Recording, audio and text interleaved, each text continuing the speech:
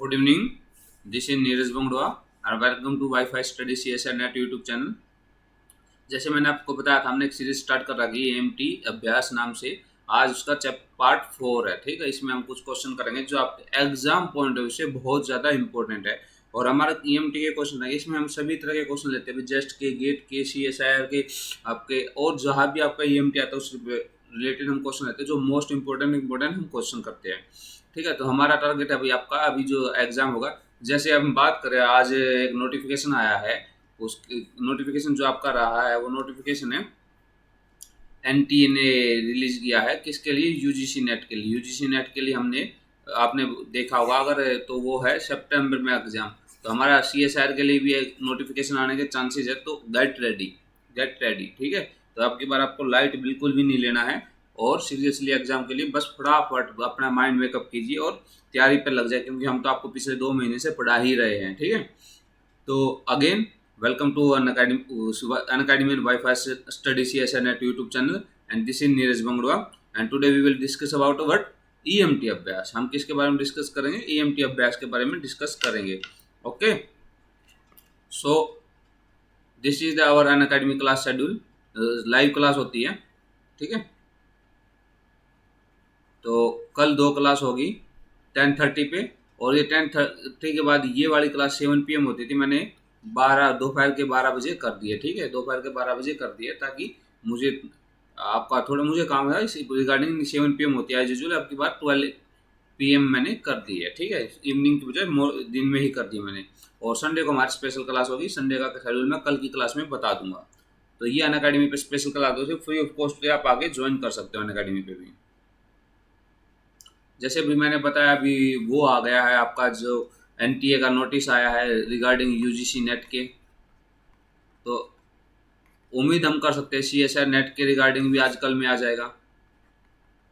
तो अपना माइंड पहले से मेकअप करना, अपना माइंड पहले से तैयार रखना भी, एग्जाम कभी भी हो जाए आपको अच्छे से तैयारी करनी है। और दिसंबर में एग्जाम हो या नवंबर में, तो उसके लिए आपको क्या करना पड़ेगा भाई, आपके पास एक बहुत अच्छा ऑप्शन है। दैट ऑप्शन, उस ऑप्शन का नाम है अनअकैडमी। अनअकैडमी का जो आपने ऐप डाउनलोड कर रखा, उसमें आप प्लस सब्सक्रिप्शन चाहिए। जब CSIR UGC गोल सेलेक्ट करोगे, ये CSIR UGC ने, तो सब्सक्रिप्शन का ऑप्शन आएगा। 1 month, 3 month, 6 month, 12 month, 24 month, आपका जैसे आप जिसमें आप इस मोस्ट सुविधाजनक है आप तरीके से, जिसमें आप कंफर्टेबल हो, मतलब जो आपके कंफर्ट जोन में आता है वो लीजिए आप। आई सजेस्ट आप 12 मंथ का लीजिए। 12 मंथ का फायदा क्या भाई, 963 पर मंथ का पड़ेगा आपको, 11,550 रुपये का पड़ेगा। ज़्यादा नहीं है ये अमाउंट, ज़्यादा तो ये वाला कोड जो NRJ10 उठा के यहाँ रख देना, NRJ10 यहाँ उठा के रख देना, तुरंत जादू होगा आपका, 10% तुरंत डिस्काउंट हो जाए। और जो आपका 11,550 बचा था, आप कितना बच गया? 10,395 रुपये बच गया भाई। तो सोचने की बात है, मतलब राउंड ऑफ कर देता हूँ, 10,000 में 12 महीनों के लिए कोचिंग मिल रही है आपको, तो पर मंथ कितना पड़ रहा है? 850 पड़ रहा है। मार्केट में जाओगे आपको 30,000 रुपये एटलीस्ट, कम से कम 30,000 देना पड़ेगा। कोई 25,000 दे रहा, तो मतलब एक ही बंदा पढ़ा रहा है। 30,000 आपको देना पड़ेगा, और 30,000 में आपको 5 मंथ के लिए कोचिंग मिलेगी, और फैकल्टी सिंगल है, 2 है या 3 है। तो यहाँ से टाइम भी आपको 2.5 गुना ज़्यादा मिल रहा है, अमाउंट भी 3 गुना कम मिल रहा है। ठीक है, और फैकल्टी भी बहुत ज़्यादा नंबर ऑफ फैकल्टी है। ठीक है, प्लस पे जाने पे आपको फ़ायदा क्या? अनलिमिटेड एक्सेस मिल जाएगा, आप किसी भी फैकल्टी की जाके प्लस पे कोर्स ज्वाइन कर सकते हो, पहली बात ये। दूसरा, 12 महीने सीरियसली पढ़ोगे तो JRF आपका कंफर्म है। ठीक है, तीसरी बात, ओनली JRF के लिए नहीं, गेट के लिए भी सेम सिलेबस है। जेस्ट के लिए भी आप प्रिपेयर करोगे, TIFR के लिए भी प्रिपेयर करोगे, BARC के लिए भी प्रिपेयर करोगे, PhD इंटरव्यू के लिए भी प्रिपेयर करोगे, CU सेट के लिए भी प्रिपेयर करोगे, JNU का एग्जाम होता है उसके लिए भी प्रिपेयर करोगे। जितने भी आपके फिजिक्स के रिलेटेड के जितने भी MSc लेवल के एग्जाम, सभी के लिए प्रिपेयर करोगे। और आप अगर आप JRF क्वालिफाई करते हो तो 31,000 आपको मिलेगा, 31,000 मिलेगा। HRA को तो छोड़ दीजिए, HRA तो आपको 24% अलग से है। तो ये आपका कितना हो जाएगा? 10 डेज में आपका पैसा वापस मिल जाए। इससे अच्छा और क्या रहे, इन्वेस्टमेंट होगी भाई, आपने 1 साल के लिए इन्वेस्ट किया और 10 दिन में वापस आ गया, इससे अच्छा बिजनेस तो कहीं भी नहीं है। और एक डॉक्टरेट की वो मिलेगी डिग्री, जिसको हम PhD बोलते हैं। तो इससे अच्छा ऑप्शन है नहीं भाई। आपका एग्जाम का वो अभी डेट अनाउंस होने लगे, तो सीरियस हो जाए, मैं यही कह रहा हूँ बार बार, सीरियस हो जाए। और उसके लिए आपको सिलेबस कवर करना बहुत जरूरी है। एग्जाम क्वालिफाई करने के लिए सबसे मैटर करता है आपका सिलेबस कवर करना। तो आपको सिलेबस कैसे कवर करोगे, उसके लिए आपका ऑप्शन है अनअकैडमी से प्लस सब्सक्रिप्शन लीजिए। पेमेंट पे भी बहुत ज्यादा ऑप्शन दे रखे हैं, ऐसा नहीं पेमेंट के अभी आपको डेबिट क्रेडिट से कर सकते हो, यूपीआई से कर सकते हो, वॉलेट से कर सकते हो, नेट बैंकिंग से कर सकते हो।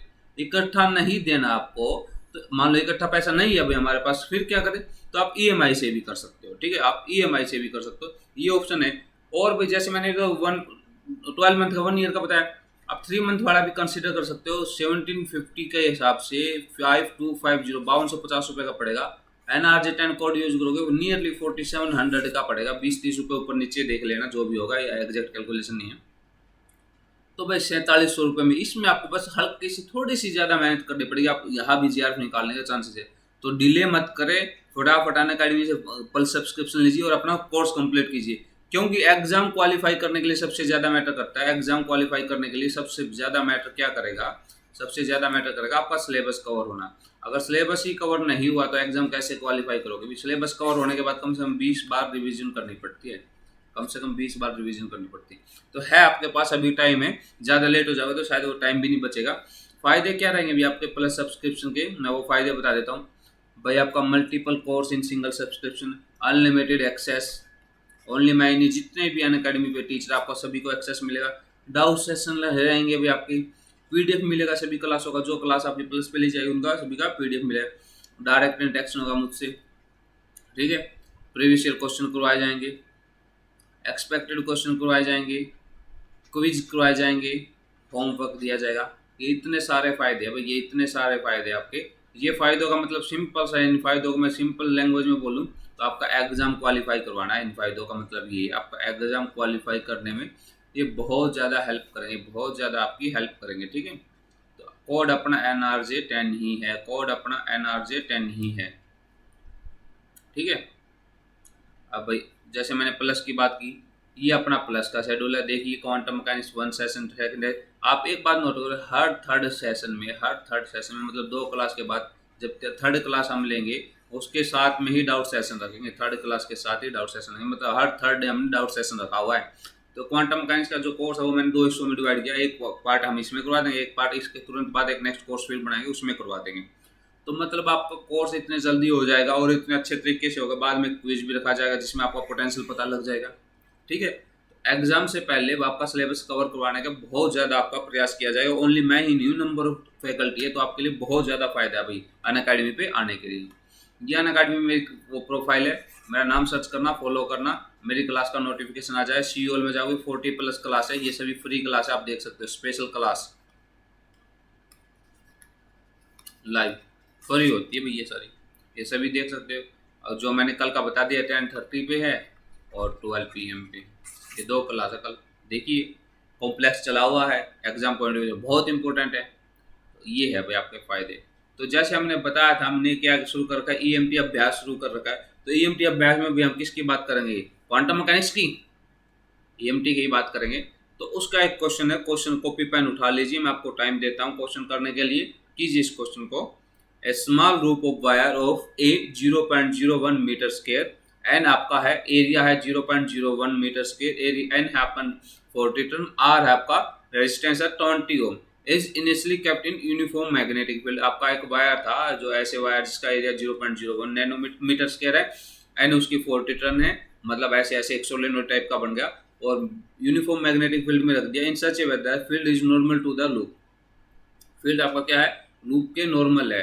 तो when it is pulled the magnetic field, total charge क्या हो, फ्लो थ्रू द कॉइल। जब आप उसको मैग्नेटिक फील्ड से बाहर निकालोगे तो इतने वाला चार्ज, ये वाला चार्ज आपका क्या हो, 2.05 10⁻⁵, 2 पॉइंट मल्टीप्लाई बाय 10⁻⁵ आपका फ्लो करेगा। जब करंट इसमें से चार्ज फ्लो करेगा तो क्या होगा भाई, मैग्नेटिक फील्ड फिर डेवलप होगा।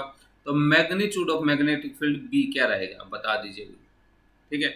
मैग बी हमें निकालना है। एरिया हमें दे रखा है, एरिया हमें दे रखा है। अब भाई आपको सोलेनोइड दिया, ये बात टर्न है, आर है, और एक चीज ये पुल आउट की गई है, ये आपको पुल आउट की गई है। तो बता दीजिए, कीजिए इस क्वेश्चन को, कीजिए इस क्वेश्चन को, कीजिए, हो जाए तो बहुत बढ़िया है। टाइम देता हूं मैं, सोल्व कीजिए, टाइमर लगा दें।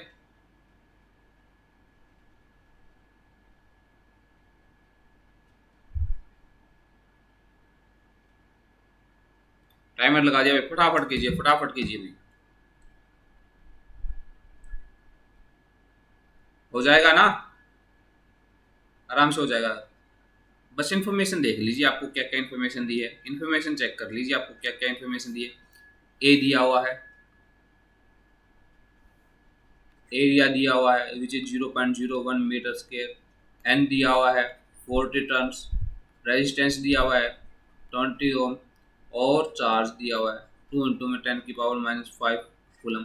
अब आपको रिलेट करना है भाई, अब आपको रिलेट करना है, क्या रिलेट करना है भाई, जो अपने पास ये ए है, एरिया टर्न, ये हमारा कहाँ यूज होता है, हमारा यहाँ कहाँ यूज होता है भाई। ये आपको याद हो तो, अगर कोई सोलेनोइड है उसको मैग्नेटिक फील्ड से इंसर्ट बाहर करोगे, मैग्नेटिक फील्ड से इंसर्ट बाहर करोगे तो क्या हो जाएगा, मैग्नेटिक लाइन्स ऑफ फोर्स के अंदर बाहर अंदर बाहर अंदर बाहर अंदर बाहर ऐसे जाएगी। मैग्नेटिक लाइन्स ऑफ फोर्स किसी एरिया से किसी एरिया से पास थ्रू होती है, मैग्नेटिक लाइन्स ऑफ किसी एरिया से, मान लो आपका ये एरिया है, ये आपका एक एरिया है, इसमें से magnetic lines of force pass through होगी तो इसको क्या बोलेंगे हम, फ्लक्स बोलेंगे। इसको क्या बोलेंगे, फ्लक्स बोलेंगे।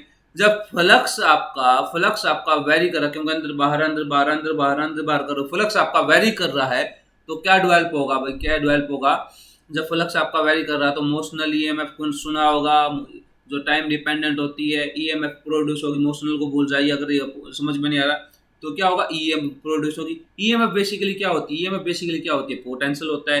अब पोटेंशियल को आर से डिवाइड कर देंगे तो क्या बन जाएगा, करंट बन जाएगा। चार्ज हमें दे रखा है, चार्ज करंट का और चार्ज का रिलेशन निकाल लेंगे, बस आ गया, बस इतना ही तो करना था। अब देखिए, अब भाई सोचने की बात है, देखो आपके पास ये कोई मैग्नेटिक लाइन्स ऑफ फोर्स होगी, ऐसे एक चार्ज यहाँ से मैग्नेटिक लाइन्स ऑफ फोर्स ऐसे जाएगी, ये ऐसे लगा लो ना, कोई भी मैग्नेट परमानेंट सोर्स भी मान लेते हैं, परमानेंट का मान लेते हैं, ऐसे है ये इसका जो है, इसमें एक सोलेनोइड आ गया, इसमें एक सोलेनोइड आ गया ऐसे, ठीक है, रोटेटर है। अब इसको ऐसे अंदर बाहर अंदर बाहर अंदर बाहर अंदर बाहर करोगे तो इसमें जो मैग्नेटिक लाइन्स ऑफ फोर्स है वो आपके चेंज हो गया, उसका फ्लक्स चेंज हो गया, सेम रहेगा भाई, चेंज होगा ना, क्योंकि आपने ऐसे खींचा, ऐसे गया, अंदर खींचा, अंदर बाहर अंदर बाहर अंदर बाहर अंदर बाहर, आपका मैग्नेटिक लाइन्स ऑफ फोर्स आपकी चेंज हो रही है, तो उसके कारण फ्लक्स भी आपका चेंज हो, जब फ्लक्स आपका चेंज होता है, जब फ्लक्स आपका चेंज होता है तो क्या बनता है भाई, जब फ्लक्स आपका चेंज होता है d phi by d t, E M F develop होगी, वो होगी d phi by d t, और वो हमेशा अपोजिट कर हो रहेगी, हमेशा अपोजिट रहेगी काज के, हमेशा अपोजिट रहेगी काज के, जिसके कारण बने, इसलिए नेगेटिव साइन आ गया है। अब मुझे फाई तो पता होना चाहिए, फ्लक्स तो मुझे पता होना चाहिए ना, फ्लक्स ही नहीं मुझे पता तो फिर मैं कैसे निकालूंगा। फाई किसकी इक्वल होता है भाई, फाई होता है, किससे मिली है भाई, एरिया से मिली है, क्या अंदर बाहर जा रहा है, मैग्नेटिक फील्ड जा रहा है, किस में से जा रहा है, आपका नंबर ऑफ टर्न से जा रहा है, ये हो जाएगा भाई। तो आपको फाई ये निकाल लिया भाई। वेरिएबल क्वांटिटी आपकी जो वेरिएबल होगी वो वेरी है, एरिया फिक्स आपका मैकफील्ड है यहाँ पर वेरिएबल है, तो हमारा वो निकल जाएगा, ठीक है, वो कोई बड़ा इशू नहीं। फिर उसके बाद हमें ये क्या है भाई, ईएमएफ का जो डायमेंशन है, अगर ईएम का डायमेंशन है वो पोटेंशियल का है, तो यहाँ से मुझे करंट निकालना पड़ेगा, तो करंट किसके इक्वल हो जाएगा, ईएमएफ बाय आर। अगर मैं बात करूँ तो 1/r D phi by d t with minus sign, ये करंट हो गया भाई। करंट वैसे किसके इक्वल होता है भाई, करंट वैसे किसके इक्वल होता है, change in charge with respect to time, ये होता है current, change in charge with respect to time, ये होता है आपका current. So d q by d t किसके इक्वल है, -1/r D phi by d t, हो गया भाई, ठीक है, डी टी से डी टी गया, ये कैंसिल हो गया, ठीक है, क्या बचा अपने पास, D Q is equal to -1/r D phi, ठीक है। या फिर मैं बात करूँ -1/r डी फाई की जगह मैं क्या लिख सकता हूँ, n b a d q, दोनों तरफ इंटीग्रेशन करोगे तो आपका डिफरेंशिएशन कैंसिल हो जाएगा, तो क्यू किसके इक्वल हो जाएगा आपका, -1/r इंटू में एन बी इंटू में ए।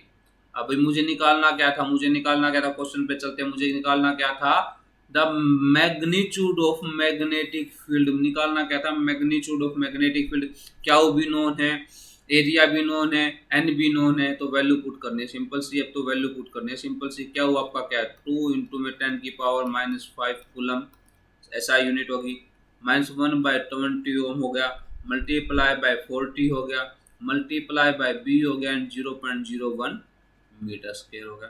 तो बी मुझे निकालना है, बी मुझे निकालना है 2 मल्टीप्लाई बाई 20 पहले ले लेता हूँ, 2 बाद में, multiply by 10⁵ -5 divide by 14 divide by 0.01। ये तो गया भाई 40। तो अब ये का मतलब क्या, 1/100, मतलब ये हो जाए आपका 10⁻⁻7। ऑप्शन में चलते, ऑप्शन में चलते, ऑप्शन में चलते, देखिए भाई कहीं ऐसा ऑप्शन है कि कहीं कूलम आ गया, रेजिस्टेंस आ गया, नंबर ऑफ टर्न आ गई। अरे अरे अरे अरे, एक छोटी सी गलती करके भाई, ये हुआ 1 ये था आपका 0.01, यहाँ पर -5 था, मतलब इसका 1/100 मतलब इसका 10⁻², मतलब इसका यहाँ मैं करूँगा तो वैसे वो आपको दोबारा बता दूंगा, इसको ये आ जाए 10⁻², तो करा खत्म हो जाए, -3 हो जाए, तो 1 इंटू में 10⁻³ टेस्ला यूनिट आ जाएगा। ये आप देखिए ऑप्शन ए आपका ठीक है। पहली बात तो ये। दूसरी बात की बात करें, अगर मैं इसको ऐसे ना लिखूंगा, अगर मैं इसको ऐसे ना लिखूंगा 1/100, 100 आपका ऊपर चला जाएगा, 100 आपका ऊपर चला जाएगा, वहाँ भी आप वैल्यू कट कर सकते हो, तो कोई बड़ा इशू नहीं है।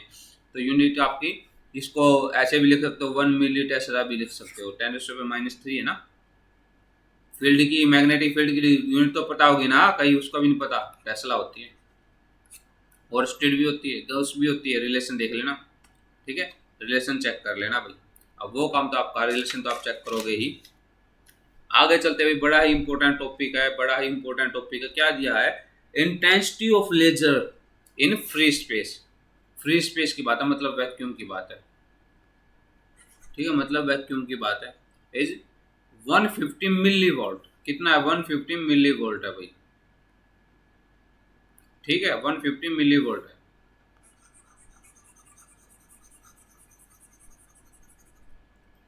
Corresponding amplitude of electric field, हमें क्या निकालना है, इलेक्ट्रिक फील्ड निकालना है, सिंपल सा है। इंटेंसिटी आपको दे रखी है, कोई इंटेंसिटी आई दे रखी है, ठीक है, आपको इलेक्ट्रिक फील्ड का रिलेशन निकालना है, तो definitely I definitely must be related to electric field. अब वो आई डायरेक्टली इलेक्ट्रिक फील्ड है या 1 इलेक्ट्रिक फील्ड है, वो आपको चेक करना है, वही बता दीजिए, फटाफट बता दीजिए, ठीक है। Definitely there must be a relation, ठीक है। जब सिर्फ आपको क्या दे रखा है, वैक्यूम में इंटेंसिटी दे रखी है और इलेक्ट्रिक फील्ड पूछा है, वैक्यूम में इंटेंसिटी दी और इलेक्ट्रिक फील्ड आपसे पूछा, तो डेफिनेटली आई और ई के बीच में कोई ना कोई रिलेशन होगा, अदरवाइज तो कैसे निकालोगे, निकालोगे नहीं। एप्सिलॉन नॉट की वैल्यू भी दे रखी है 8.854 इंटू में 10⁻12, ठीक है। ये तो याद होता है ना भाई सभी को, मैं भूल जाता हूँ सभी की बतानी, इसकी ये यूनिट जरूर याद रखना भाई, कूलम न्यूटन पर मीटर स्क्वायर। कभी कभार डायमेंशन निकालना आ जाता है, ठीक है, डायमेंशन फार्मूला के क्वेश्चन बड़े आए हैं, और कभी कभार पूछ लेते सीधा 3.5 नंबर मिल जाते हैं नेट में, तो और कभी कभार 5 नंबर में भी पूछा गया, ऐसी बात नहीं है 3.5 में, 5 नंबर में पूछा गया है। तो हमेशा यूनिट पे बड़ा ध्यान रखना, जो इस तरह की चीजें है, प्लैंक कांस्टेंट हो गया, एप्सिलॉन हो गया, या फिर ग्रेविटेशनल कांस्टेंट हो गया, तो कांस्टेंट नॉर्मली बंदा इनकी यूनिट याद नहीं करता, तो इसलिए आपको इनकी यूनिट याद होनी चाहिए, वो ज़्यादा मोर बेनिफिशियल रहेगी। तो बताए भाई, अरे बताए क्या रहेगा, हो जाएगा। इलेक्ट्रिक फील्ड का रिलेशन पूछा है, इलेक्ट्रिक फील्ड का रिलेशन पूछा है, मतलब इलेक्ट्रिक फील्ड पूछा है, इंटेंसिटी दे रखी है, तो मैं आपको थोड़ा सा फार्मूला दे देता हूँ, थोड़ा सा फार्मूला बता देता हूँ, फिर शायद आपका निकल जाए। जो इंटेंसिटी होती है, जो इंटेंसिटी होती है भाई आपकी, जो इंटेंसिटी होती है लेजर लाइट की, वो होती है 1/2 C epsilon naught E square, 1/2 C epsilon naught E square, ठीक है, ये होती है भाई इलेक्ट्रिक फील्ड।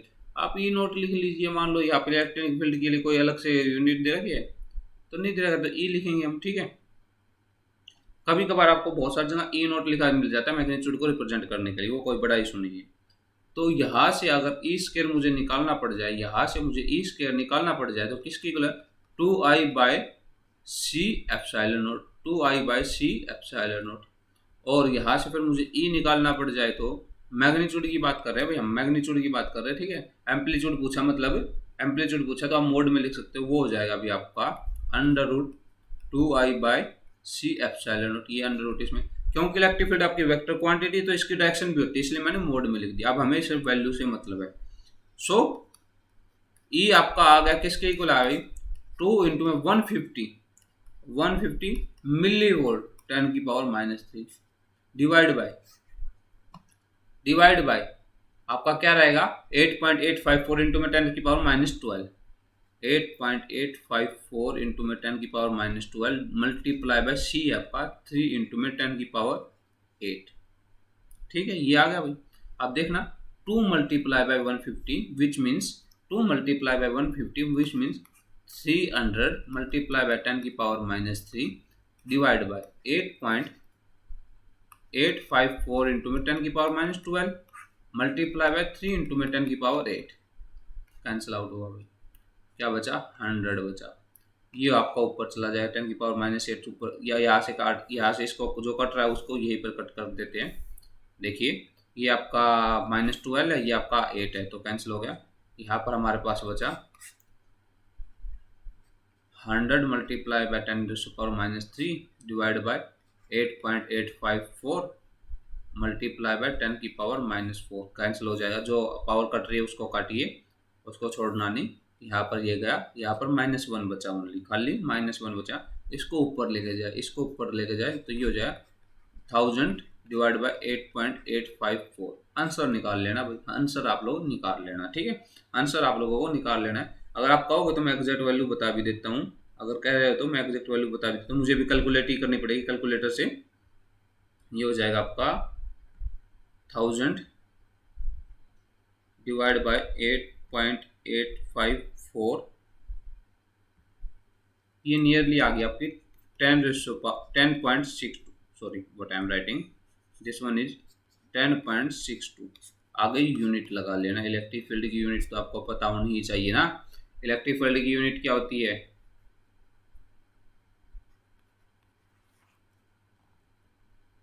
ठीक है, इलेक्ट्रिक फील्ड की यूनिट आपको पता होनी ही चाहिए। ठीक है, तो ये आपका आ जाएगा। बाकी इसने यूनिट आपकी दे रखी है तो आपको वैल्यू ही बतानी है। इसने यूनिट दे रखी है, आपको वैल्यू ही बतानी है। इसने वी क्या लिखा भाई, यहाँ पर आपको एक बात नोट करनी, मैंने जो यहाँ पर कॉलम लिखा वी आपका पोटेंशियल के लिए यूज किया वोल्टेज। ठीक है, क्या वी बाय आर आपका क्या होता है, इलेक्ट्रिक फील्ड ही होता है।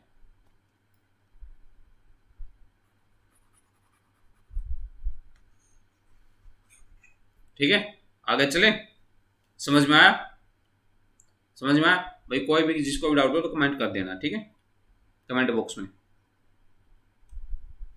अरे ये तो बिल्कुल आसान क्वेश्चन है, इस तरह के क्वेश्चन काफ़ी करवा चुके हैं, बहुत ही आसान क्वेश्चन है। और इस तरह का क्वेश्चन आ ही जाता है, एक क्वेश्चन तो आ ही जाता है हर बार। आपको कोई वेक्टर फील्ड दे रखा है A and C is the circle of unit radius, एक सर्कल है उसकी यूनिट रेडियस मतलब 1 है, in a plane defined by z is equal to 1 with the centre of axis z is equal to z axis. ठीक है, the value of integral, value of integral बतानी है हमें, क्या ये है वैल्यू, इस इंटीग्रल की हमें वैल्यू बतानी है, जो एक क्लोज सरफेस पे, जो एक क्लोज सरफेस पे है, ये आपका क्लोज सरफेस के लिए भी। ठीक है, तो ए डॉट डी एल मुझे निकालना है, ए डॉट डी एल निकालना है, वो फटाफट निकाल दीजिए, ये तो 1 मिनट का काम है। इस तरह के क्वेश्चन मैं कई करवा चुका हूँ भाई आपसे पहले, इससे पहले इस तरह के क्वेश्चन मैंने काफ़ी क्वेश्चन करवा दिए हैं। तो बस इसको तो 1 मिनट में कर दोगे आप लोग, आई नो ज़्यादा टाइम नहीं लोगे इसके लिए, कर दोगे ना 1 मिनट में। ये सी है भाई, ये सी है।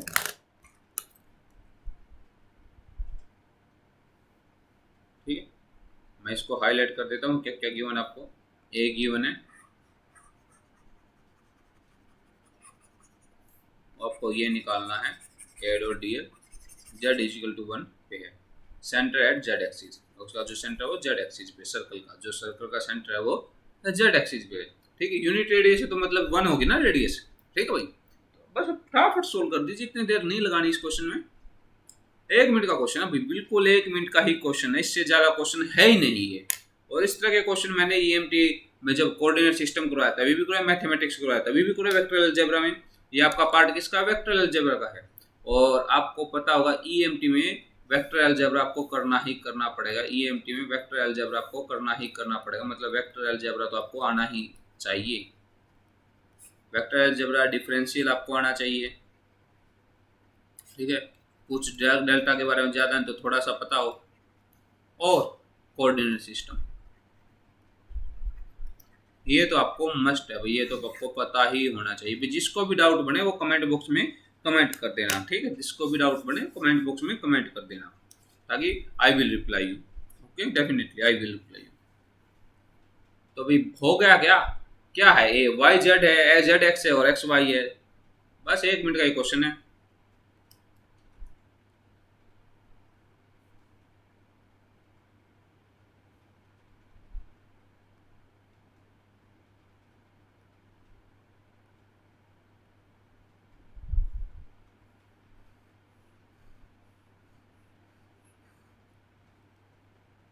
चलो भाई देख लो, कोई नहीं। अगर नहीं, अगर आप लोगों ने किया तो बहुत ही अच्छी बात है, नहीं किया तो तभी भी कोई दिक्कत नहीं है, देख लेना। ये हो जाएगा आपका। ए डॉट डी एल पूछा है इसने, ए डॉट डी एल पूछा है, वो किसके इक्वल है?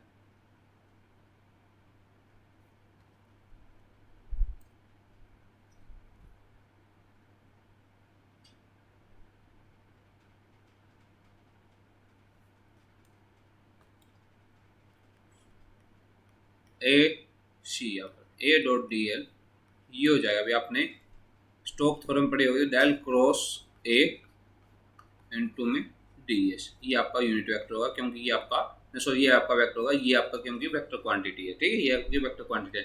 तो ए आपका किसके इक्वल है? ए आपका किसके इक्वल है? ए है मेरे ख्याल से वाई जेड, जेड एक्स और एक्स वाई।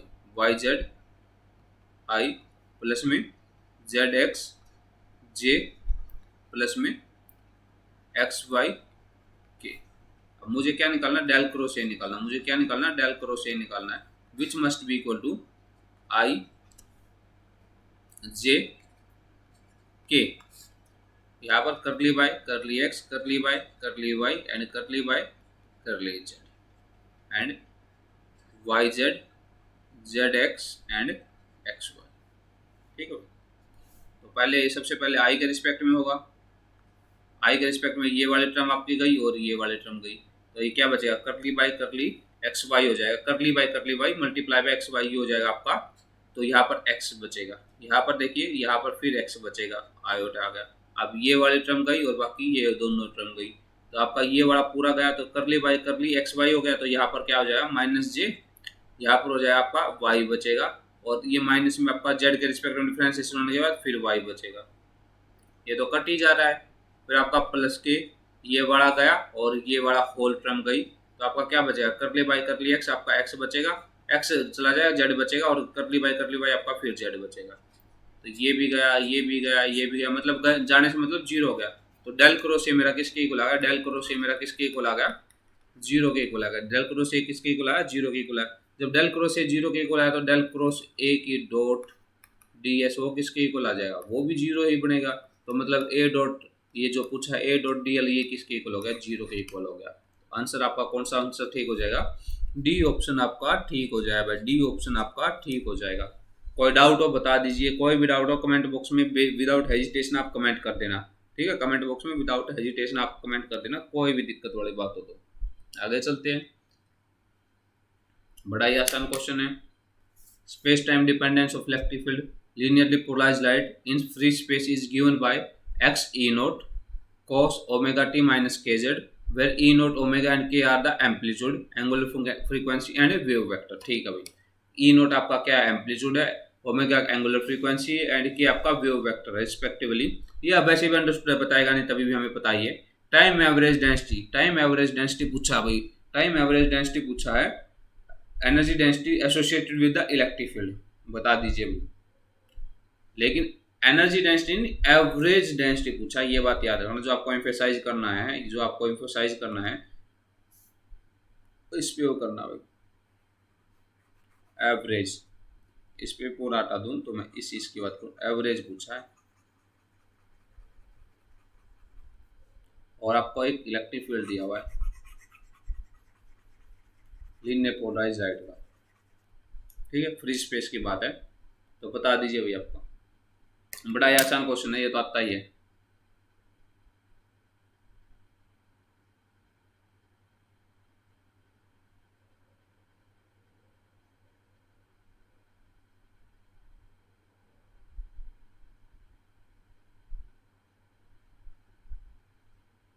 हो जाएगा?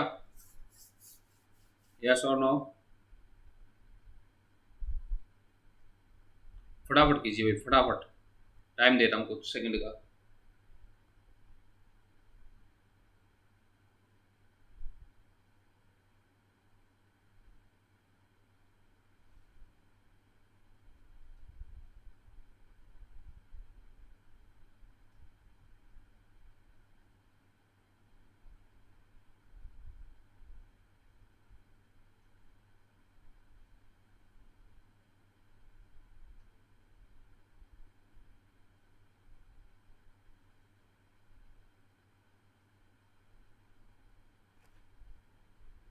आई होप कर लिया होगा, अगर नहीं किया तो देख लेना। हो गया होगा, ये इतना बड़ा क्वेश्चन है नहीं। वैसे भी है, अगर किसी को हल्का सा भी आइडिया होगा तभी भी आंसर मिल जाएगा उसको। ईएमटी की खास बात पता क्या है, आपको पूरा क्वेश्चन सोल्व करने की बहुत बार इतनी जरूरत नहीं पड़ती। जब आपको लिटिल बिट उसका आइडिया हो तो आप तभी भी क्वेश्चन कर सकते हो, पहली बात ये। दूसरा, बहुत सारे क्वेश्चन आपके डायरेक्शन से सोल्व हो जाते हैं ईएमटी में, दूसरी बात ये। तीसरा, आपको इतना आइडिया रह ही जाता है हर एक क्वेश्चन का भी, ये इस क्वेश्चन का आंसर यहाँ से आएगा, इस क्वेश्चन का आंसर आपका यहाँ से आएगा, ठीक है।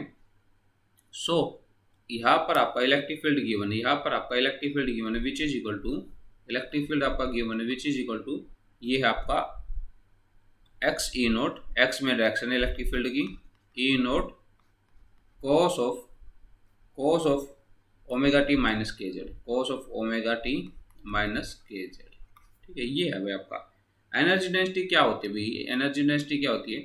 Half epsilon naught E square, half epsilon naught E square. अगर हम एनर्जी डेंसिटी लिखे भाई तो ये हो जाए half epsilon naught E naught square and cos square omega T minus K Z, ये होती है भाई एनर्जी डेंसिटी आपकी, ये होगी। अगर मुझे एवरेज एनर्जी निकालनी पड़ेगी तो इसका एवरेज करना पड़ेगा, इसका एवरेज 1/2 होता है तो 1/4 epsilon naught E naught square, ये हो जाएगा अभी आपका, ये हो जाएगा अभी आपका। वैसे भी ये वैल्यू होती है 1/4 E naught epsilon naught E naught square, आप वैसे भी याद कर लेना इसको, वैल्यू यही याद आपको रखनी पड़ेगी, ठीक है। तो वो आंसर क्या हो जाएगा, इसका आंसर क्या हो जाएगा 1/4 epsilon naught E square, 1/4 epsilon naught E square आपका आंसर हो जाएगा। बस इतना सा क्वेश्चन था, अभी ज्यादा बड़ा क्वेश्चन नहीं था ये। आगे चलिए, आगे चलें। ये क्वेश्चन है भाई आपका, इंपॉर्टेंट भी बोल लीजिए और आसान भी बोल लीजिए। बाउंड्री कंडीशन का क्वेश्चन है, जब जिसने बाउंड्री कंडीशन पढ़ी होगी उससे ये क्वेश्चन आराम से हो जाएगा। उसमें एक, उसके लिए तो just a few minute, few second का काम है, फ्यू मिनट भी बहुत बड़ी हो गई, फ्यू सेकंड का काम है ये। At the surface current which one of the magnetostatic boundary condition is not correct. इनमें से कौन सी मैग्नेटोस्टैटिक बाउंड्री कंडीशन आपकी करेक्ट नहीं है? First option, normal component of magnetic field is continuous, पहला ऑप्शन ये है भाई। दूसरा option, normal component of vector potential is continuous, दूसरा ऑप्शन है भाई। तीसरा option, tangential component of magnetic vector potential is continuous, okay भाई। चौथा option, tangential component of magnetic vector potential is not continuous. बता दीजिए भाई कौन सा ऑप्शन आपका सही नहीं है, बता दीजिए भाई कौन सा ऑप्शन आपका सही नहीं है। एक ही मिनट का क्वेश्चन है,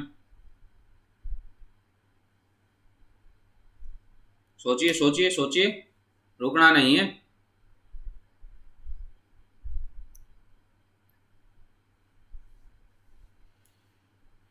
हो जाएगा?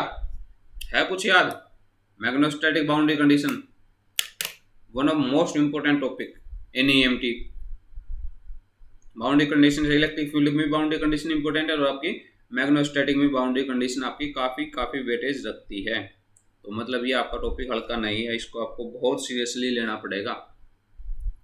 ईएमटी का फायदा बहुत है, कंसेप्चुअल क्वेश्चन मिल जाते हैं, डायरेक्शन के क्वेश्चन मिल जाते हैं, बहुत सारे आपको आइडिया होता है भाई इस क्वेश्चन का आंसर ये बनेगा। हिट एंड ट्रायल भी चल जाता कभी कभार, कभी कभार, हमेशा मत चलाना hit and trial, hit and trial कोई वे नहीं होता, उसमें नुकसान होने के चांसेस भी ज़्यादा रहते हैं, हो भी जाता है बहुत सारे बच्चों को, ऐसी बात नहीं है।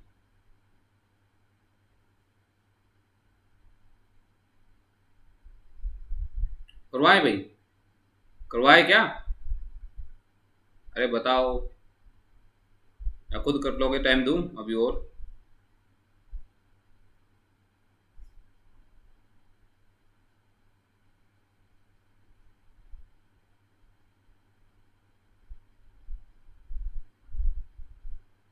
भाई मैं फिर कह रहा हूँ, अगर एग्जाम आपको क्वालिफाई करना है तो उसके लिए सीरियस हो जाए। अनअकैडमी से प्लस सब्सक्रिप्शन आप ले सकते हो, और NRJ10 कोड यूज करके आपको 10% ऑफ मिल जाए, जो कोड ये नीचे लिखा हुआ है, ठीक है। तो अगर हल्का सा भी सीरियस हो जाओगे आप एग्जाम के प्रति, तो डेफिनेटली इस बार ही एग्जाम आप निकाल ले जाओगे, ये मैं आपको एश्योरिटी दिलाता हूँ। क्योंकि इस बार आपके पास जो अपॉर्चुनिटी है ना, मैंने इसी रिगार्डिंग अब की बार वाले बच्चों के लिए आपदा में अवसर नाम की एक वीडियो बनाई है, आप लोग उसको जाके चेक करना जरूर। और गेट में बहुत सारे चेंजेस हुए भाई, गेट में चेंज हुए। CSR वाले बच्चों जो आपका GRF के लिए प्रिपेयर कर रहे हैं, तो वो गेट तो देंगे ही देंगे।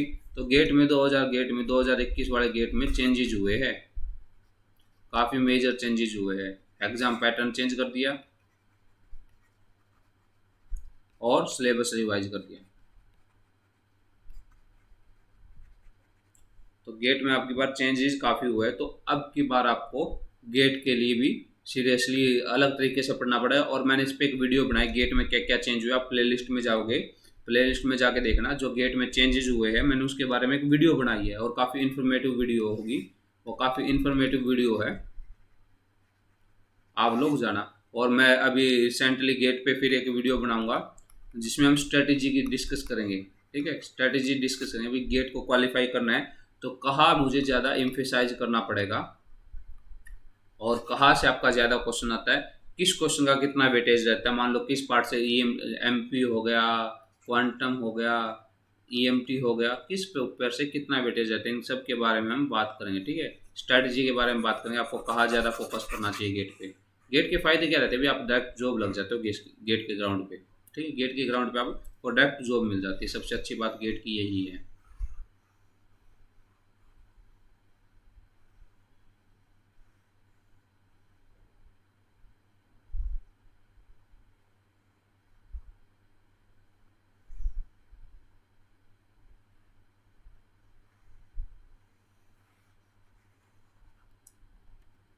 तो भाई हम क्वेश्चन की बात कर रहे थे, क्वेश्चन पे आते हैं।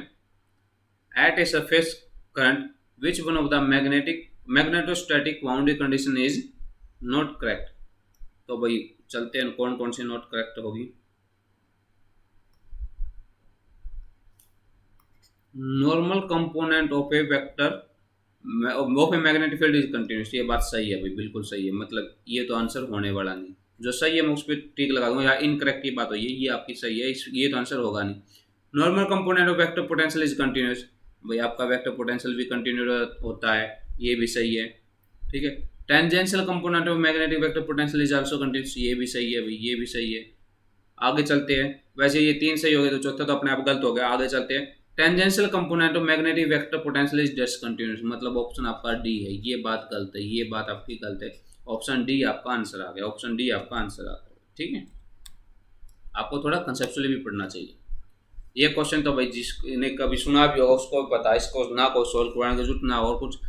Magnetic dipole movement M is place in non uniform magnetic field, uniform में होगा तो ऐसे ऐसे हिल कर रह जाएगा, जैसे आपका इलेक्ट्रिक फील्ड में होता है। If the position of dipole is R, then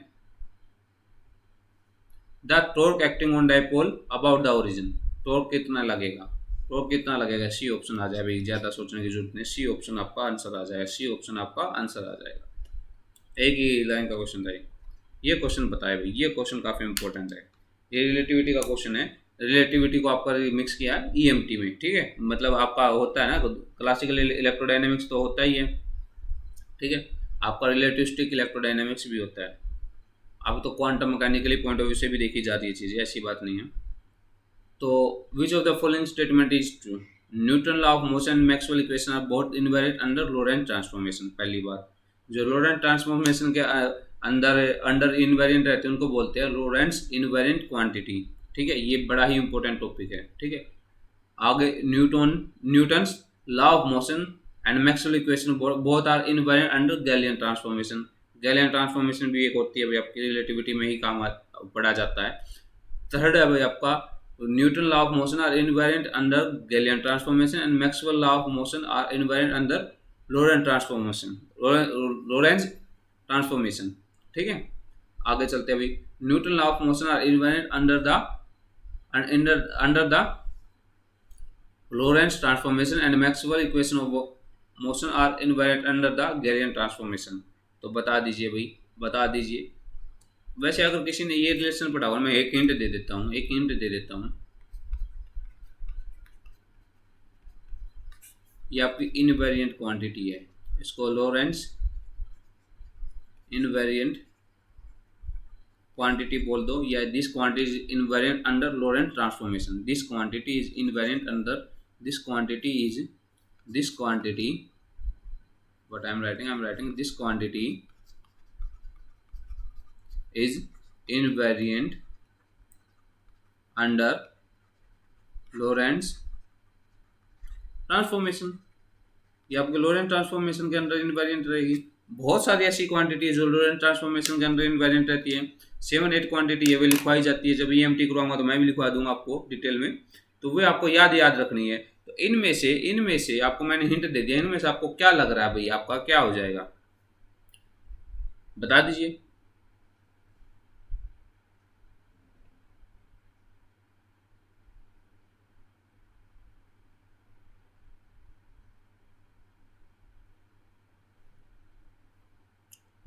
हो गया भाई, ऑप्शन सी आपका करेक्ट होगा। हिंट भी दिया था मैंने, ये आपकी मैक्सवेल रिलेशन में आता है और ये लोरेंट ट्रांसफॉर्मेशन में के अंडर इनवेरिएंट रहती है, ठीक है। तो Maxwell relation are also invariant, equation are invariant under Lorentz transformation and Newton invariant under Galilean transformation, ठीक है। Newton invariant under Galilean transformation, ठीक है, ये आपका रहता है। तो ऑप्शन सी आपका करेक्ट हो जाएगा, ऑप्शन सी आपका करेक्ट हो जाएगा। याद रखना भाई, जो न्यूटन लॉ ऑफ मोशन है वो इनवेरिएंट रहेंगे, किस में इनवेरिएंट रहेंगे, गैलियन ट्रांसफॉर्मेशन में इनवेरिएंट रहेंगे। ये बात याद रखना भाई, न्यूटन लॉ ऑफ मोशन, आपके जो न्यूटन लॉ ऑफ मोशन है जितने भी है 3 के 3 वो इनवेरिएंट रहेगा आपके गैलियन ट्रांसफॉर्मेशन में। और मैक्सवेल, और जो आपका मैक्सवेल है वो मैक्सवेल किस में इनवेरिएंट रहेगा, मैक्सवेल किस में इनवेरिएंट रहेगा आपका, बता दीजिए। मैक्सवेल किस में इनवेरिएंट रहेगा आपका, मैक्सवेल इनवेरिएंट रहेगा आपका लोरेंट ट्रांसफॉर्मेशन में। मैक्सवेल इनवेरिएंट रहेगा आपका लोरेंट ट्रांसफॉर्मेशन में। ये आपके दो बात याद रखनी है। तो यहाँ पर आप लिख सकते हो, यहाँ पर आप लिख सकते हो न्यूटन, थोड़ा सा आप सा लिख देते हैं, यहाँ आप लिख सकते हो Newton law of motion, arrow Galilean transformation. और फिर हम बात करेंगे मैक्सवेल रिलेशन, यहाँ हम बात करेंगे आपकी दैट इज लोरेंट्स ट्रांसफॉर्मेशन। ये आपकी जो ट्रांसफॉर्मेशन है ये आपके रिलेटिविटी में होती है। फिर बाद में एक जनरल थ्योरी ऑफ रिलेटिविटी दी गई जो आइंस्टाइन ने दी थी, ठीक है, जो आइंस्टाइन ने दी थी। इसको लिख देना इनवेरिएंट, यहाँ पे लिखना इनवेरिएंट, मतलब भाई आपका जो न्यू मैक्सवेल रिलेशन वो इनवेरिएंट है। कहा इनवेरिएंट लोरेंट ट्रांसफॉर्मेशन में, और Newton law of motion invariant आपके कहा गैलियन ट्रांसफॉर्मेशन में। न्यूटन लॉ ऑफ मोशन आपके इनवेरिएंट है किसमें, गैलियन ट्रांसफॉर्मेशन में, ठीक है। ये आपकी बात आपको याद रखनी है। एक क्वेश्चन है भाई, infinite very long wire straight wire carry uniform line charge density. Uniform line charge density आपका क्या है भाई, यूनिफॉर्म लाइन चार्ज डेंसिटी आपका किसके इक्वल है, 8 पाई इंटू में 10⁻⁻2 कूलम पर metre. Then magnitude of electric displacement vector. आपकी बार देखो भाई इलेक्ट्रिक फील्ड नहीं पूछा, आपकी बार डिफरेंट क्वांटिटी पूछ ली, आपकी बार क्या पूछ ली, डिफरेंट क्वांटिटी पूछ ली। That is electric displacement vector, that is electric displacement vector किससे रिप्रेजेंट करते थे हम, इलेक्ट्रिक डिस्प्लेसमेंट वेक्टर को हम डी से रिप्रेजेंट करते थे, याद हो तो डी से रिप्रेजेंट करते हैं। डी पूछा भाई आपकी बार, is point located at, is point located at 20 millimetre, 20 millimetre, अभी 20 इंटू में 10⁻³ मीटर बोल सकते हो आप, ठीक है, 20 millimetre from the axis of wire. Then हमें कूलम, आपको क्या निकालना है, जहाँ कूलम बाय मीटर स्क्वायर हमें निकालना है, डिस्प्लेसमेंट वेक्टर हमें निकालना है, और उसकी यूनिट रहेगी मीटर स्क्वायर में। ये आपके मिलीमीटर में, ये आपके मिलीमीटर में, मतलब इसको हमें कन्वर्ट करना पड़ेगा। और यहाँ भी आपका एसआई में है, ये भी आपका एसआई में है। तो बस बता दीजिए भाई, फटाफट फटाफट बता दीजिए, ये तो 1 मिनट का काम है।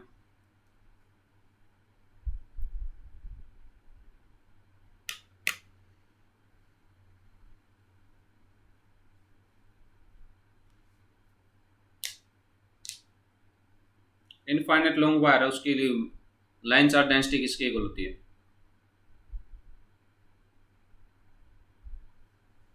अरे इनफाइनाइट लॉन्ग वायर का लाइन चार्ज डेंसिटी किसके इक्वल होती है? पहले तो लाइन चार्ज डेंसिटी का ही पता होना चाहिए। आप बात कर रहे हो, मान लो कोई आपसे लाइन चार्ज डेंसिटी पूछे, लाइन चार्ज डेंसिटी क्या होती है? लैम्डा से रिप्रेजेंट करते हैं, चार्ज पर यूनिट लेंथ लिखते हैं, यही तो होता है। आपकी बात क्या कर दे, इनफाइनाइट वायर है, ठीक है, किसी पॉइंट पे लाइन चार्ज डेंसिटी पूछेगा। अब हमें कैसे निकालेंगे, क्या करेंगे, एक सर्कल इसके ऊपर एक वो ले लेंगे, इसको एक सिलेंडर बना लेंगे, ऐसे ऐसे ही तो करते थे। ये हमने क्या माना, आर मान लिया, ऐसे ही तो करते थे। तो लाइन चार्ज डेंसिटी आपकी किसके इक्वल आती है? लाइन चार्ज डेंसिटी किसके इक्वल आती है? वो आती है आपकी, सॉरी इसमें क्या पूछा इसने, ठीक है। तो आपका इस केस में जब आपका इनफाइनाइट वायर, तो इलेक्ट्रिक फील्ड किसके इक्वल आ जाएगा? लाइन चार्ज डेंसिटी तो क्या बाय एल हो जाएगी। इलेक्ट्रिक फील्ड आपका किसके इक्वल आ जाएगा? Lambda by 2 pi epsilon naught r. कोई आर पॉइंट पे आपका इलेक्ट्रिक फील्ड पूछा, कोई आर पॉइंट पे आपका इलेक्ट्रिक फील्ड पूछा है, जो आपका आउटसाइड, इसके आउटसाइड चला जाएगा, ठीक है। ये आर पॉइंट आपका यहाँ होगा, और इसकी रेडियस हम मान लेते हैं कैपिटल आर होगी, इसकी रेडियस हमने मान ली कैपिटल आर होगी। ये आपका इलेक्ट्रिक फील्ड हो गया, ये आपका इलेक्ट्रिक फील्ड हो गया। आपका लैम्डा आपको दे रखा है, लैम्डा कितना दे रखा है? लैम्डा हमें कितना दे रखा है? 8 पाई इंटू में 10⁻², 8 पाई इंटू में 10⁻² कूलम पर मीटर, ये हमें दे रखा है। और क्या दिया है, और क्या दिया है? ए पॉइंट मतलब आर भी दे दिया, ए पॉइंट इज लोकेटेड 20 मिलीमीटर, मतलब आर हमें दे रखा है, आर हमें दे रखा है 20 millimetre, which is equal to 20 into में 10⁻³ मीटर, आर भी दे रखा है। अब तो भाई देखो, मैंने आपका इलेक्ट्रिक फील्ड का फार्मूला भी लिख दिया, मैंने इलेक्ट्रिक फील्ड का फार्मूला भी लिख दिया, और लैम्डा भी लिख दिया, लैम्डा लिख दिया, आर लिख दिया। अब मुझे क्या करना है, इलेक्ट्रिक फील्ड आपका ये डायरेक्शन लगाना चाहो तो लगा लीजिए, क्योंकि इलेक्ट्रिक फील्ड आपका वेक्टर क्वांटिटी होते हैं। अब आपको क्या करना है, अब आपको क्या करना है, इलेक्ट्रिक फील्ड और डी के बीच में रिलेशन निकालना है। अगर आपको पता होगा तो इलेक्ट्रिक फील्ड और डी के बीच में आपको रिलेशन निकालना है, ठीक है। तो यहाँ पर आपका क्या पूछा, अगर आपको डायरेक्शन में दिक्कत आ रही है, अगर आपको डायरेक्शन में दिक्कत आ रही है, तो आप मैग्नीट्यूड कर देना इस चीज का, आप मैग्नीट्यूड कर देना इस चीज का, बात खत्म हो जाएगी, ठीक है। तो कीजिए भाई इस क्वेश्चन को।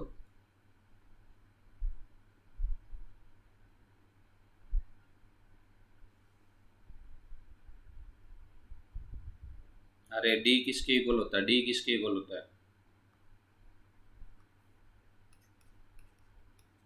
एप्सिलॉन नॉट डी के इक्वल होता है। डी किसके इक्वल होता है? एप्सिलॉन नॉट ई के इक्वल होता है। यहाँ कोई डायरेक्शन दे रखी है? नहीं डायरेक्शन दे रखी है, मतलब आपका क्या पूछा है, मैग्नीट्यूड पूछा है। क्या पूछा है? मैग्नीट्यूड पूछा हुआ है।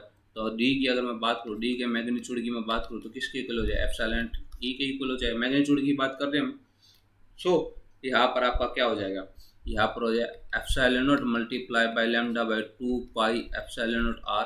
एप्सिलॉन से एप्सिलॉन नॉट क्या है, तो डी किसके इक्वल हुआ, डी किसके इक्वल है, मैग्नीट्यूड की बात कर रहे हैं, that is lambda by 2 pi r, that is lambda by 2 pi r. और आपका लैम्डा क्या है, लैम्डा आपका क्या है, 8 पाई इंटू में 10⁻⁻, 8 पाई 10⁻², और 2 पाई आर आपका क्या है, 20 इंटू में 10⁻3, ठीक है, ठीक है ना। आगे देखिए, ये कैंसिल हो गया, 4 बच गया, ठीक है, और ये आपका ऊपर चला जाएगा, तो यहाँ पर आपका हो गया 40 डिवाइड बाई 20, 2 आपका आंसर आ गया, 2 आपका आंसर आ गया। यूनिट आपको दे रखी, यूनिट आपको दे रखी ऑलरेडी, यूनिट के बारे में चिंता करने की जरूरत नहीं। तो आंसर कितना आ गया, 2 कूलम पर मीटर स्क्वायर। आंसर कितना आ गया, 2 कूलम पर मीटर स्क्वायर आपका आंसर आ गया, ठीक है। 2 कूलम पर मीटर स्क्वायर आपका आंसर आ गया। आई होप समझ में आ गया होगा।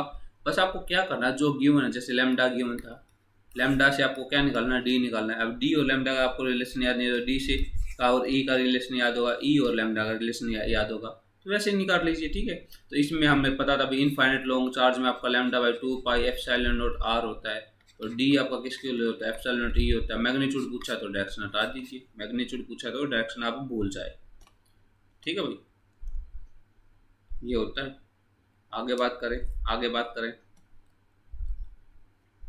सोल्व कीजिए। Electric field of an electromagnetic wave is given by this one, the value beta.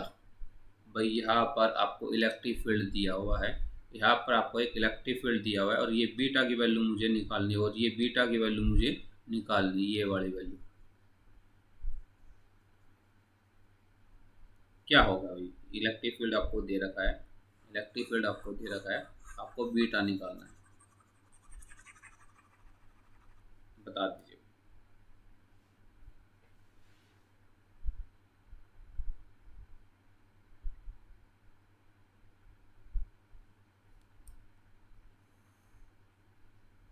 ये आपके ई नोट की डायरेक्शन है, ये आपके ई नोट की डायरेक्शन है, यहाँ से आप ई नोट का मैग्नीट्यूड निकाल सकते हो, ठीक है। 2k-3 आपका मैग्नीट्यूड क्या निकल जाए, 2 का स्केयर प्लस में 3 का स्केयर, आपका मैग्नीट्यूड करोगे तो ये हो जाएगा आपका √13 मल्टीप्लाई बाय 10⁻³ ई नोट का मैग्नीट्यूड आपको निकालना है, तो ठीक है। ये आपको मैग्नीट्यूड निकालना है, ये डायरेक्शन दे रहा है कि आपका इलेक्ट्रिक फील्ड वो एक्स एक्सिस में और वाई एक्सिस में दोनों में है, ठीक है। इलेक्ट्रिक फील्ड आपका वो एक्स एक्सिस और वाई एक्सिस में दोनों में है, तो यहाँ पर यहाँ से मैग्नीट्यूड निकाल सकते हैं। और दूसरी बात क्या निकालनी है भाई आपको, जैसे अगर पता होगा तो आप, अगर आपको, आप लोगों ने पिछला वाला क्वेश्चन देखा होगा, तो electric field must be equal to electric field, यहाँ पर एम्पलीट्यूड, यहाँ पर साइन या कोस आएगा, और आपका क्या रहेगा, यहाँ पर क्या रहेगा, के जेड माइनस ओमेगा टी। के जेड की जरूरी नहीं है भाई, के एक्स भी हो जाए, जरूरी नहीं के वाई भी हो जाए, यहाँ पर के के साथ उसकी डायरेक्शन आराम से दी होती है, और टी के साथ जो होता है वो आपका क्या होता है, ओमेगा होता है, टी के साथ क्या होता है, वो ओमेगा होता है। तो मैंने यहाँ से देखा टी के साथ क्या है, बीटा, और आपके 10⁻7 भी है, टी के साथ क्या है, बीटा और 10⁻7, तो omega must be equal to beta multiply by 10⁻7 हो गया, omega must be equal to beta multiply by 10⁻7 हो गया। उसके बाद देखो भाई ये आपका क्या है, के है, ये आपका क्या है, के है, तो के किसके इक्वल हो गया, के किसके इक्वल हो गया भाई, आपका के जो वेव वेक्टर वो क्या हो गया, एक्स प्लस में 3y प्लस में एक्स प्लस में 3y प्लस में 3z।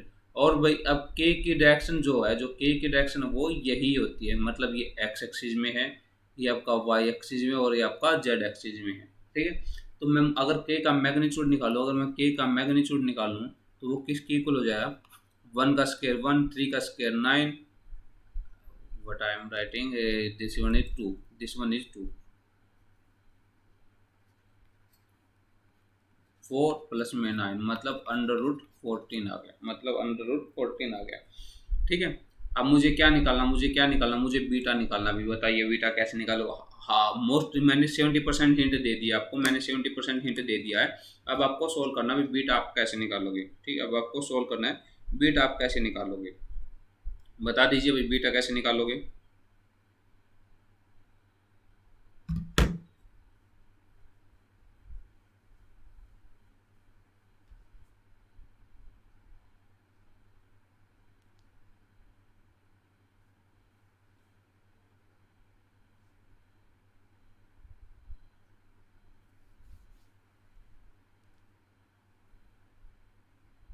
अरे ओमेगा बाई के क्या होता है, अगर आपको और कुछ नहीं पता, ये आपका वेलोसिटी का डायमेंशन होता है, तो सी हो जाएगा आपका ओमेगा बाई के का मोड आ जाएगा, सी हो जाएगा ओमेगा बाई के का मोड, तो ये हो जाएगा बीटा मल्टीप्लाई बाई 10⁻7, और के आपका, हाँ वन मोर थिंग, के आपका क्या है अभी, यहाँ पर देखो 10⁻, आपका के से भी जुड़ा हुआ है, 10⁻7 आपका के से भी जुड़ा हुआ है, तो यहाँ पर आपका 10⁻7 भी आएगा, यहाँ पर आपका 10⁻7 आएगा, यहाँ पर भी आपका 10⁻7 आएगा, और यहाँ पर भी आपका 10⁻7 मल्टीप्लाई बाय दिस वन, ठीक है, ये हो जाएगा। तो बीटा आपका 10⁻7 हो गया, 10⁻7 मल्टीप्लाई बाय √14, 10⁻7 से 10⁻7 गया, तो beta must be equal to √14 multiply by c, beta must be equal to √14 multiply by c. Option में देखिए, ऑप्शन में देखते ही आपको ए ऑप्शन मिल गया, ऑप्शन में देखते ही आपको क्या मिला, ए ऑप्शन मिल गया, ठीक, ऑप्शन में देखते ही आपको ए ऑप्शन पता लग गया, अभी ए ऑप्शन आपका ये करेक्ट ऑप्शन आया, ठीक है। आगे चलते हैं, आगे चलते हैं। ये तो बहुत ही आसान क्वेश्चन है, ये तो बहुत ही आसान क्वेश्चन है, बता दीजिए भी। आपका करंट है 10 मिली एम्पियर का flow in A long wire along the axis of hemisphere, the value of del cross b dot ds over a hemispherical surface as shown in figure। भाई मतलब आपका एक करंट 10 मिली एम्पियर का flow in infinite long wire, ठीक है, along the axis of hemisphere, मतलब आपका infinite long wire में मूव कर रहा है, along the axis of hemisphere में मूव कर रहा है, ठीक है। The value of del cross b d s over the hemisphere as shown in figure किसके इक्वल होगी भाई, बता दीजिए किसके इक्वल होगी।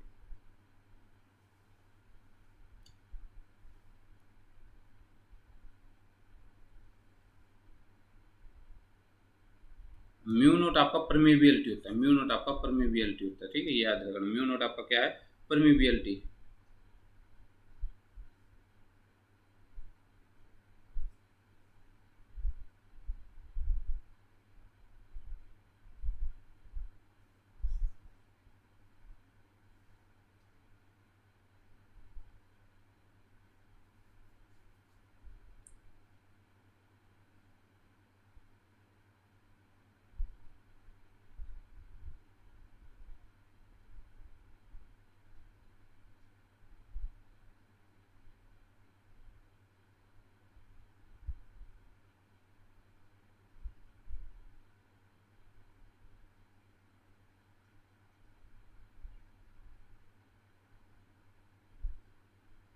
हो जाएगा भाई, हो जाएगा या नहीं हो जाएगा।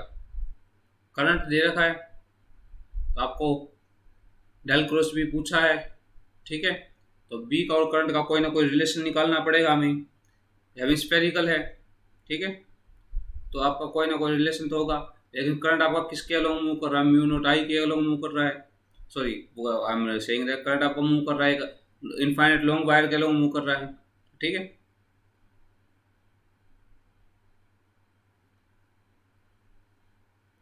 तो भाई आपका देखिए del cross b dot d s किसके इक्वल हो जाएगा, बताया तो था ए डॉट डी एल, अभी तो किया है थोड़ा, मतलब ए नहीं यहाँ पर बी आ जाएगा, ठीक है, ये हो गया। बी किसके इक्वल होता है भाई, mu naught i by 2 pi r along a long wire. D l आपका क्या हो जाएगा, डी एल आपका क्या हो जाएगा हेमिस्फेरिकल में 2 पाई आर, डी एल आपका क्या हो जाएगा, तो बी डॉट डी एल आपका हो जाएगा म्यू नोट आई हो जाएगा, बी डॉट डी एल आपका क्या हो जाएगा म्यू नोट आई हो जाएगा। डी एल आपका क्या हो जाएगा, डी एल आपका क्या हो जाएगा 2 पाई आर हो जाएगा।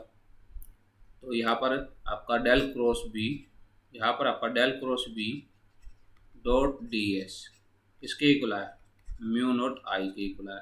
आई आपका कितना है भाई, आई आपका कितना 10 एम्पियर है, तो 10 × म्यू नोट आंसर आ गया। अरे बस इतना सा क्वेश्चन था भैया, इससे बड़ा क्वेश्चन था ही नहीं, इसमें क्या करना था, बस ये इतना सा करना था, बस फार्मूला आपको पता होना चाहिए, इंटरचेंजिंग आपको पता होना चाहिए, फिर सारी चीज़ें आसान हो जाती है, फिर सारी चीज़ें आसान हो जाती है, ठीक है। और भाई बता दीजिए which of the following is invariant Lorentz transformation, बात कर रहा था मैं लोरेंट ट्रांसफॉर्मेशन की। भाई कुछ क्वांटिटी होती है जो लोरेंट ट्रांसफॉर्मेशन के अंदर इनवेरिएंट रहती है, बड़ा ही आसान टॉपिक और बहुत ही इंपॉर्टेंट टॉपिक, बड़ा ही आसान और बहुत ही इम्पोर्टेंट, ठीक है।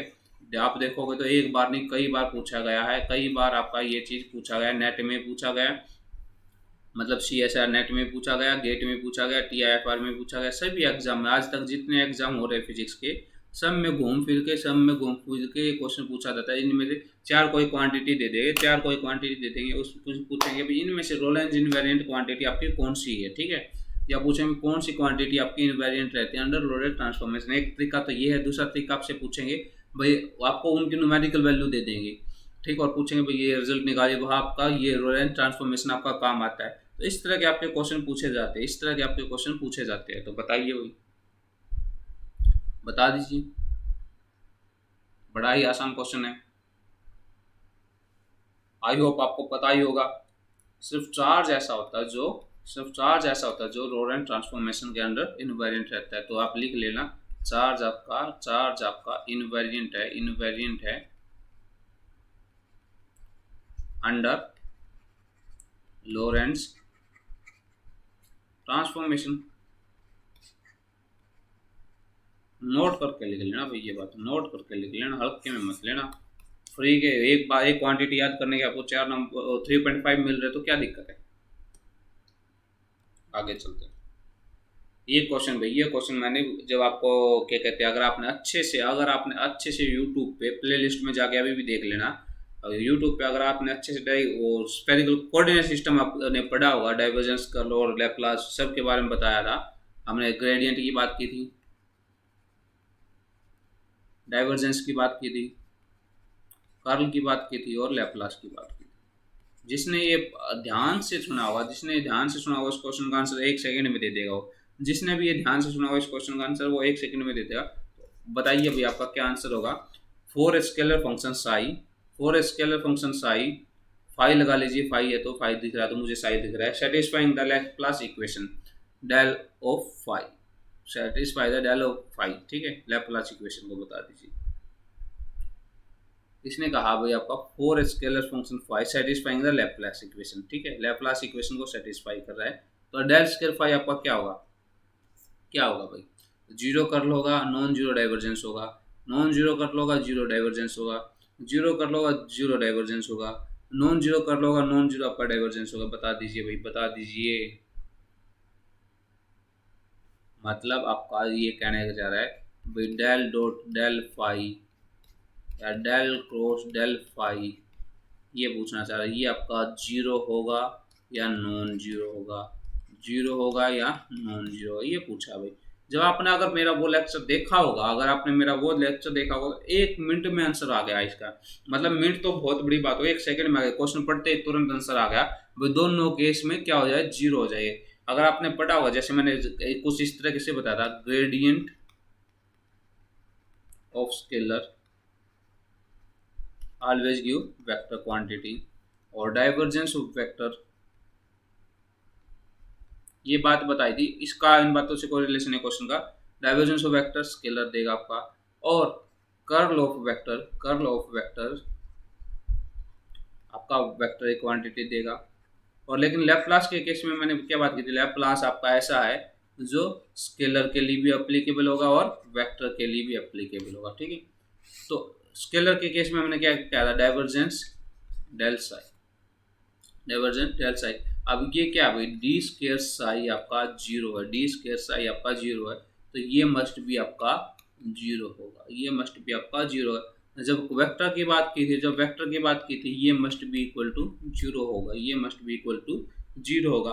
तो ऑप्शन, अगर हम ऑप्शन की बात करें तो जीरो आपका कर्ल होगा और जीरो आपका डाइवर्जेंस होगा। दोनों क्वांटिटी आपकी जीरो हो जाएगी, दोनों क्वांटिटी आपकी क्या हो जाएगी, जीरो हो जाएगी। ये बात हमने की थी भाई, ठीक है। आई होप समझ में आ गया होगा।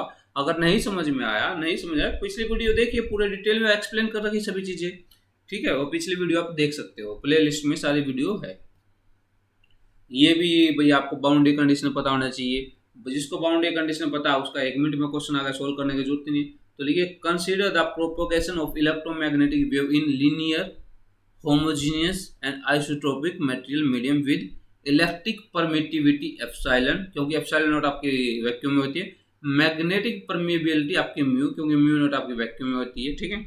For the plane wave of angular frequency omega, the propagation vector K propagating in the medium of Maxwell equation reduce to, आपकी मैक्सवेल इक्वेशन रिड्यूस होके इन चार मीडियम, इन चार में आपके में से एक करेक्ट में हो जाएगी। बता दीजिए भाई वो करेक्ट वैल्यू आपकी क्या रहेगी, वो करेक्ट वैल्यू आपकी क्या रहेगी। प्लेन वेव है, angular frequency omega, propagation vector के है। अगर आपने मैक्सवेल रिलेशन पढ़े होंगे, अगर आपने मैक्सवेल रिलेशन पढ़े होंगे, भी बहुत सारे बच्चों को कंफ्यूज हो जाता है। डेल डॉट ई था वहाँ, डेल क्रॉस ई था, और आपका क्या कहते हैं, डेल क्रॉस बी था और डेल डॉट बी था, इस तरह के रिलेशन थे। अब ये रिलेशन से कुछ अलग हुए। रिलेशन होता है भाई आपका डेल में ए और के में रिलेशन होता है, ठीक है। तो घबराने की जरूरत नहीं, वही बात है, घबराने की बिल्कुल भी जरूरत नहीं, वही बात है, अलग कुछ नहीं आया। तो इसमें भाई, इसमें आपका डी ऑप्शन करेक्ट है, इसमें आपका डी ऑप्शन करेक्ट है, ठीक है। आप जब डिटेल में पढ़ेंगे तो आपको ये समझ में आया। जिसने बाउंड्री कंडीशन पढ़ा है तो वो अपने आप सोल्व भी कर लेगा, कोई बड़ा इशू नहीं है। मैक्सवेल इक्वेशन पढ़ लेना आप लोग, फिर भी चेक कर लेना मैक्सवेल रिलेशन या मैक्सवेल इक्वेशन इन वैक्यूम की बात करें, आपका लीनियर मीडियम की बात करें, होमोजीनियस मीडियम की बात करें, जिसमें मीडियम की बात करें, आइसोट्रोपिक मीडियम की बात करें, आपका कंडक्टिव मीडियम की बात करें, प्लाज्मा की बात करें, उनमें आपका इलेक्ट्रिक फील्ड, आपका मैग्नेटिक फील्ड, ये जो मैक्सवेल रिलेशन आपका क्या रहेगा वो वेरी करेंगे। तो अब वहाँ से ये चीज़ आपको अपने आप समझ में आ जाएगी।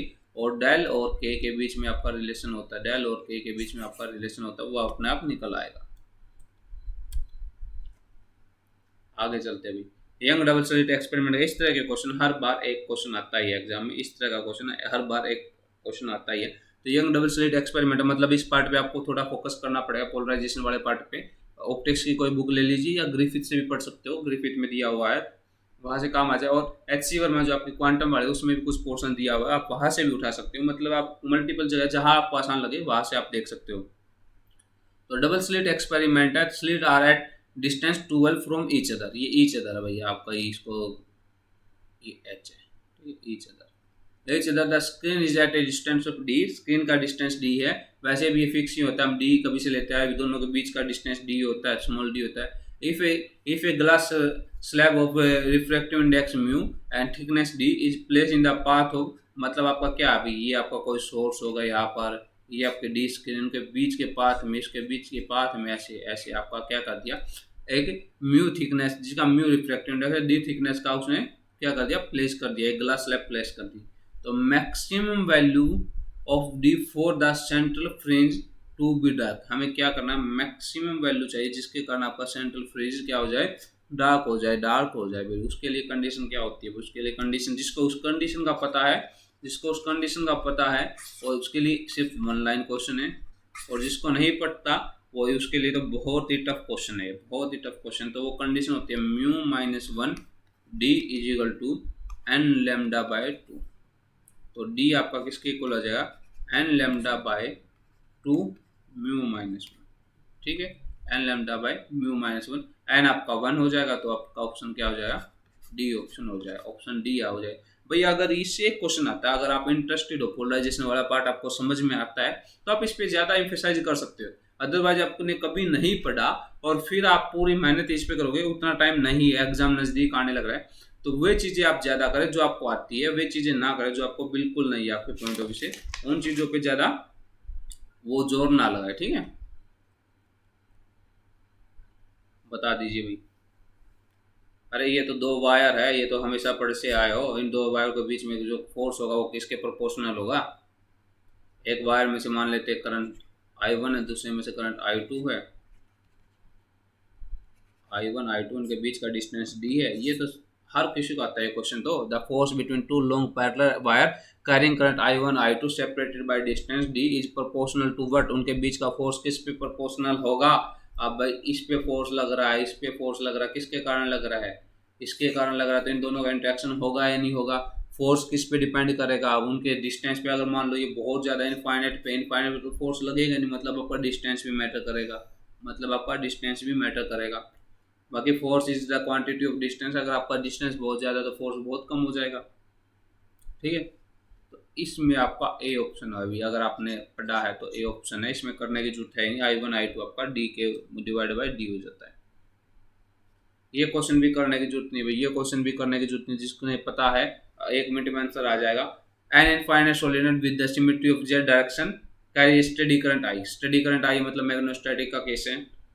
The vector potential A at a distance r from the axis, vector potential पूछा है, is inside the solenoid varies by varies as r, inside the solenoid आपके आर के प्रोपोर्शनल है, और outside the solenoid, inside the solenoid is constant inside the solenoid and outside the r के proportional है, varies as r inside and constant outside. दूसरे में क्या गया अभी आपका इनसाइड, आपका इनसाइड मतलब अंदर आपका आर पे प्रोपोर्शनल और यहाँ कांस्टेंट है, सेकंड ऑप्शन ने कहा।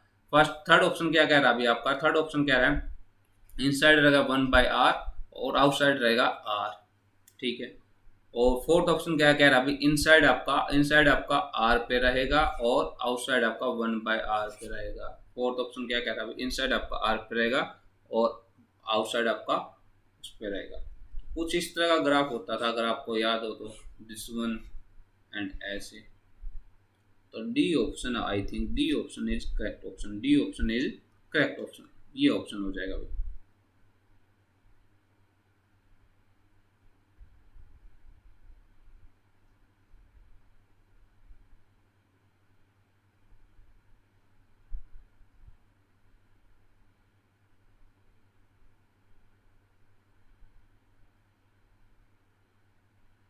अगला क्वेश्चन देखें भाई,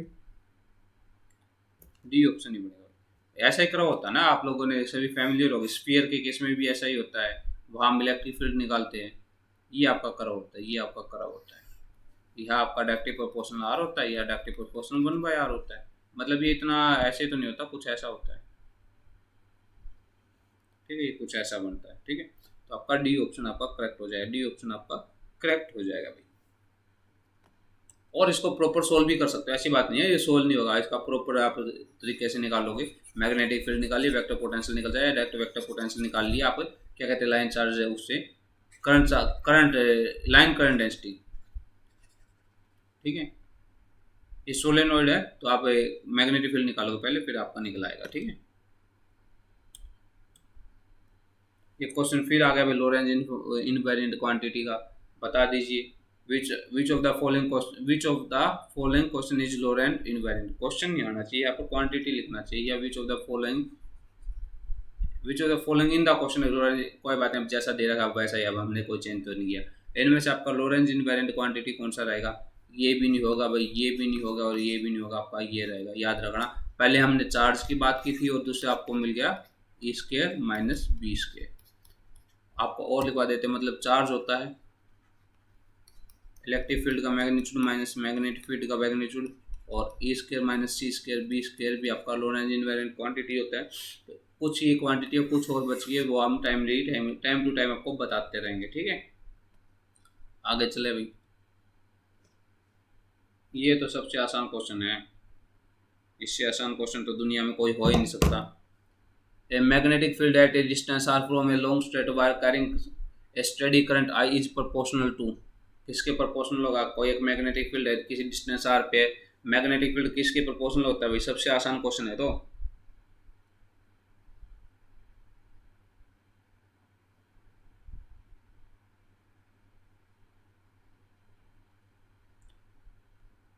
वन बाय आर के प्रोपोर्शनल होता है, वन बाय आर के प्रोपोर्शनल होता है। वन बाय आर किस में है भाई, इसमें भी नहीं है, इसमें भी नहीं है, इसमें भी नहीं है, डी ऑप्शन आपका करेक्ट है, डी ऑप्शन आपका करेक्ट है।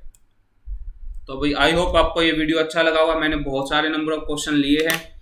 अगर आपको अच्छा लगे please please please share it, इसको शेयर करना भाई, चैनल को सब्सक्राइब कर लीजिए और लाइक कीजिए, ठीक है। थैंक यू वेरी मच, कल फिर मिलते हैं एक नए टॉपिक के साथ। आई होप आपको डेफिनेटली पसंद आएगा वो भी, और ये भी पसंद आया होगा। तो अगर पसंद आए तो इसको शेयर करना ना भूलें। बाय बाय, मिलते हैं आपको कल फिर।